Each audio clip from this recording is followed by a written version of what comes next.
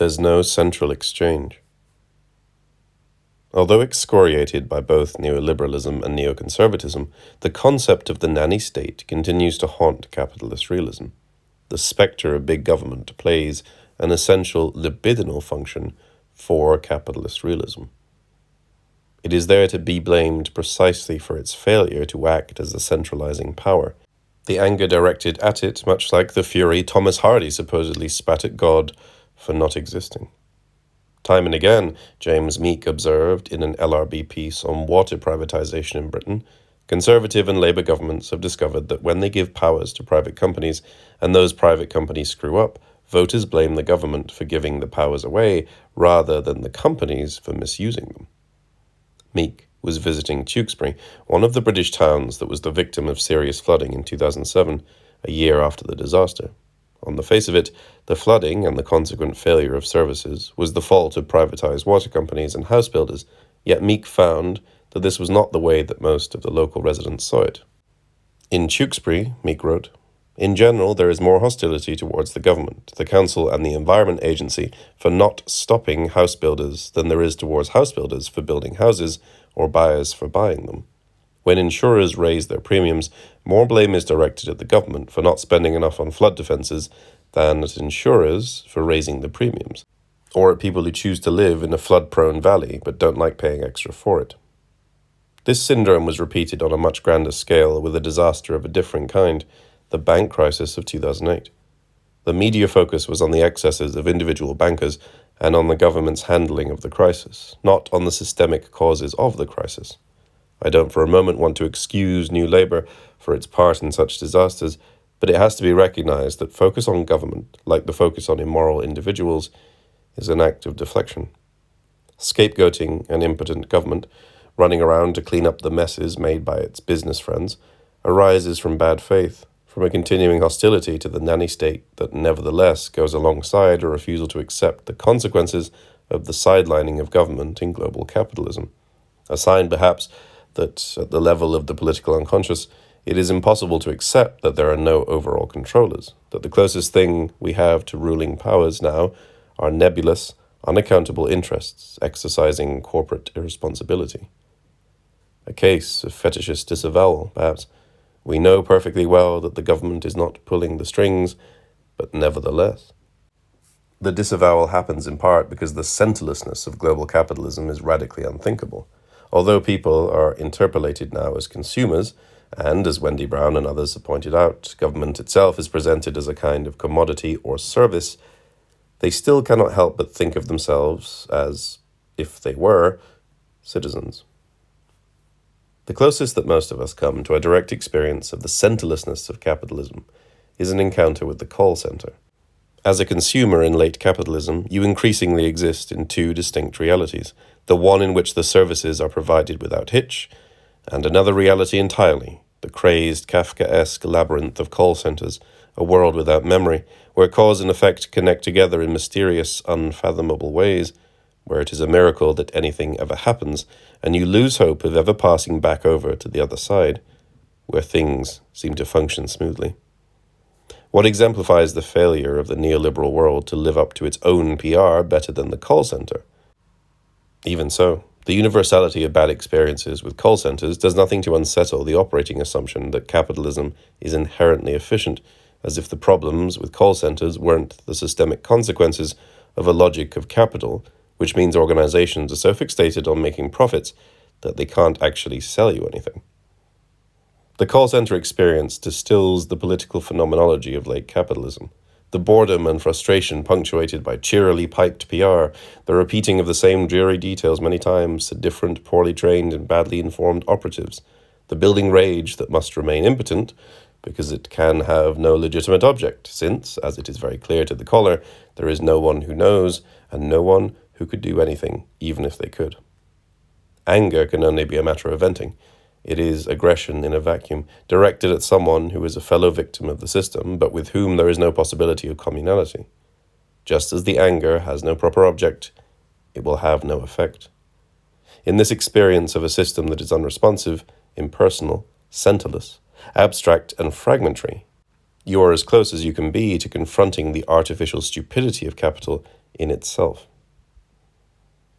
Call center angst is one more illustration of the way that Kafka is poorly understood as exclusively a writer on totalitarianism. A decentralized, market-Stalinist bureaucracy is far more Kafkaesque than one in which there is a central authority. Read, for instance, the bleak farce of Kay's encounter with the telephone system in the castle, and it is hard not to see it as uncannily prophetic of the call center experience. There is no fixed exchange with the castle, no central exchange which transmits our calls further. When anybody calls up the castle from here, the instruments in all the subordinate departments ring, or rather they would ring if practically all the departments, I know this for a certainty, didn't leave their receivers off. Now and then, however, a fatigued official may feel the need of a little distraction, especially in the evenings and at night, and may hang the receiver on. Then we get an answer, but of course an answer that's a practical joke. And that's very understandable too, for who would take the responsibility of interrupting, in the middle of the night, the extremely important work that goes on furiously the whole time, with a message about his own private troubles? I can't comprehend how even a stranger can imagine that when he calls up Sordini, for example, it's Sordini that answers. Kay's response anticipates the bewildered frustration of the individual in the call center labyrinth. Although many of the conversations with call center operatives appear dadaistically nonsensical, they cannot be treated as such, cannot be dismissed as being of no significance. I didn't know it was like that, certainly, said Kay. I couldn't know all of these peculiarities, but I didn't put much confidence in those telephone conversations, and I was always aware that the only things of any importance were those that happened in the castle itself. No, said the superintendent, holding firmly onto the word. These telephone replies from the castle certainly have a meaning. Why shouldn't they? How could a message given by an official from the castle not be important? The supreme genius of Kafka was to have explored the negative a-theology proper to capital. The center is missing, but we cannot stop searching for it or positing it. It is not that there is nothing there, it is that what is there is not capable of exercising responsibility. This problem is addressed from another angle in a paper by Campbell Jones entitled The Subject Supposed to Recycle. In posing the question, who is the subject supposed to recycle, Jones denaturalizes an imperative that is now so taken for granted that resisting it seems senseless, never mind unethical. Everyone is supposed to recycle. No one, whatever their political persuasion, ought to resist this injunction. The demand that we recycle is precisely posited as a pre- or post-ideological imperative. In other words, it is positioned in precisely the space where ideology always does its work. But the subject supposed to recycle, Jones argued, presupposed the structure not supposed to recycle. In making recycling the responsibility of everyone, structure contracts out its responsibility to consumers, by itself receding into invisibility. Now, when the appeal to individual ethical responsibility has never been more clamorous, in her book Frames of War, Judith Butler uses the term responsibilization to refer to this phenomenon, it is necessary to wager instead on structure at its most totalizing. Instead of saying that everyone, i.e. every one, is responsible for climate change, we all have to do our bit. It would be better to say that no one is, and that's the very problem. The cause of eco-catastrophe is an impersonal structure which, even though it is capable of producing all manner of effects, is precisely not a subject capable of exercising responsibility. The required subject, a collective subject, does not exist. Yet the crisis, like all the other global crises we're now facing, demands that it be constructed. Yet the appeal to ethical immediacy that has been in place in British political culture since at least 1985, when the consensual sentimentality of Live Aid replaced the antagonism of the miners' strike, permanently defers the emergence of such a subject. Similar issues are touched on in a paper by Armin Beverungen on Alan Pakula's 1974 film The Parallax View, which sees the parallax view as providing a kind of diagram of the way in which a certain model of business ethics goes wrong. The problem is that the model of individual responsibility assumed by most versions of ethics have little purchase on the behavior of capital or corporations. The Parallax View is, in a sense, a meta-conspiracy film, a film not only about conspiracies, but about the impotence of attempts to uncover them, or much worse than that, about the way in which particular kinds of investigation feed the very conspiracies they intend to uncover. It is not only that the Warren Beatty character is framed, killed for the crime he is investigating, neatly eliminating him and undermining his investigations with one pull of a corporate assassin's trigger. It's that, as Jameson noted in his commentary on the film in The Geopolitical Aesthetic, his very tenacity, quasi-sociopathic individualism, make him eminently frameable. The terrifying climactic moment of the Parallax View, when the silhouette of Beatty's anonymous assassin appears against migraine white space, for me now rhymes with the open door at the end of a very different film, Peter Weir's The Truman Show.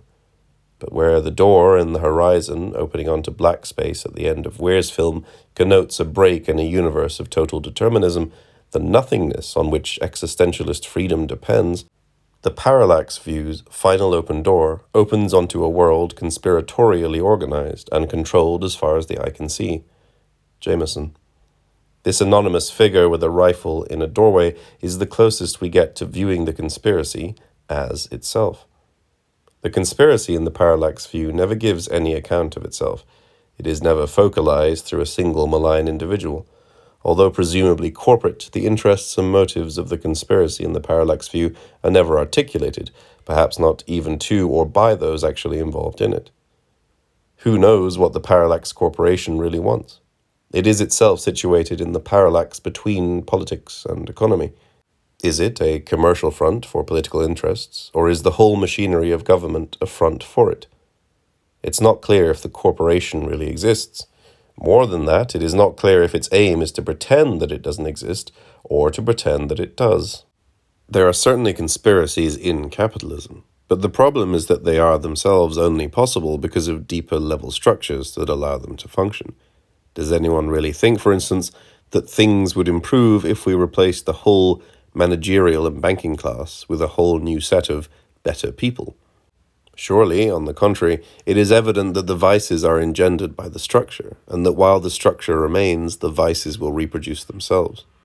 The strength of Pakula's film is precisely to invoke the shadowy, centerless impersonality proper to a corporate conspiracy. As Jameson observes, what Pakula captures so well in the Parallax View is a particular kind of corporate, affective tonality. For the agents of conspiracy, sorge, concern, is a matter of smiling confidence, and the preoccupation is not personal but corporate, concern for the vitality of the network or the institution, a disembodied distraction or inattentiveness engaging the absent space of the collective organization itself without the clumsy conjectures that sap the energies of the victims. These people know, and are therefore able to invest their presence as characters in an intense yet complacent attention whose center of gravity is elsewhere, a rapt intentness which is at the same time disinterest.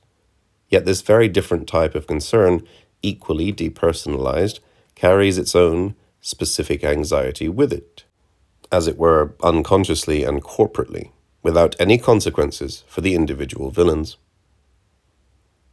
Without any consequences for the individual villains. How that phrase resonates just now, after the deaths of Jean-Charles de Menezes and Ian Tomlinson, and after the banking fiasco. And what Jameson is describing here is the mortifying cocoon of corporate structure, which deadens as it protects, which hollows out. Absence, the manager, ensures that their attention is always displaced, ensures that they cannot listen.